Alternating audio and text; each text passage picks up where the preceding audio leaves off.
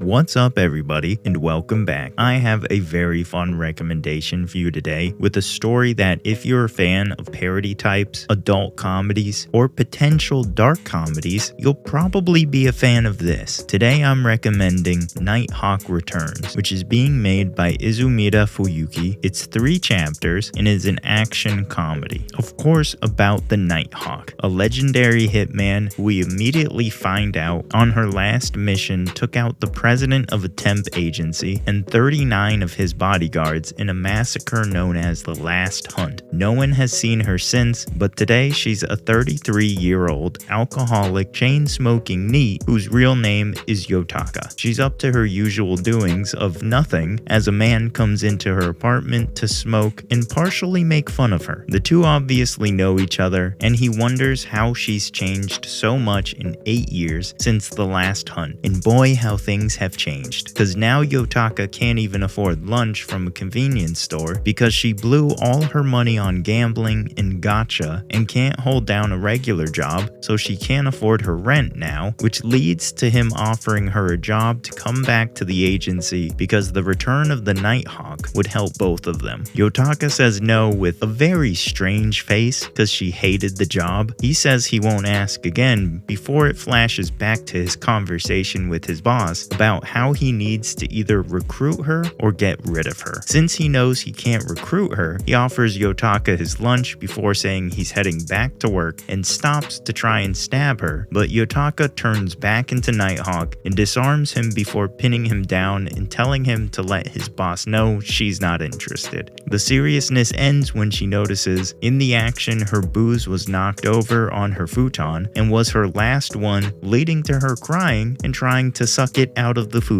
The man leaves during all of this, and the landlord shows up to chat with Yotaka, who is 3 months behind on her rent, and he goes on to call her out on basically everything in her life, leading her to crying, and the landlord telling her she has 1 month to pay the 3 months rent or she's out. With no other options, she chases after the man, and because she's become so out of shape, she can barely breathe by the time she finds him and begs for a job. I know I didn't really repeat any of the jokes, so it might not seem that much like a comedy, but trust me, it's hilarious. And it's really interesting because I think it's really going to be a true action comedy. Unlike some where they lean really into one and not the other, this seems like it's setting up what will be a good balance of both with an interesting story to back it up. Even in the first 3 chapters, it leaves you with questions that seem like they will have answers you really want to know. How did Yotaka get into being a hitman? How does the guy who is nameless know her, and for how long? Because it seems like he may have been her handler, or at one time maybe a colleague. Who is the guy? What's his name? And why does it look like he has a bullet scar above his right eye? And is he blind in it? Because it is a different color. What is this war that's going on, or is about to happen in the temp world, that his agency is trying to hire Yotaka back for? That's a lot of questions just from the first few chapters, all of which I want to know the answer to, and all of which create a world and a story I really want to know more about. The police even seem potentially involved, at least from one interaction, so who knows how deep whatever is happening goes. But it really seems like it's setting up a good blend of action comedy that is going to be very fun. And if the action so far is any indication of how it may potentially evolve, we may get some really cool fights, and people may die, which always makes action better. And the art style is fantastic, and Yotaka and the guy are adults, so if some romance happens between them, then we also have an adult romance, which are both wins. Yotaka is the silly, zany, comedic character type, and typical NEET/alcoholic that you've probably seen before. Only difference is she can snap into Nighthawk mode seemingly at any time, and I don't think she's a tortured character type whose real personality is Nighthawk and is using the booze and funny bit to overcome trauma. I think she's a bona fide NEET who's just really good at killing, but who also just really doesn't like it. it, and since she's a NEET, is pretty lazy, but she can easily snap between both modes of Nighthawk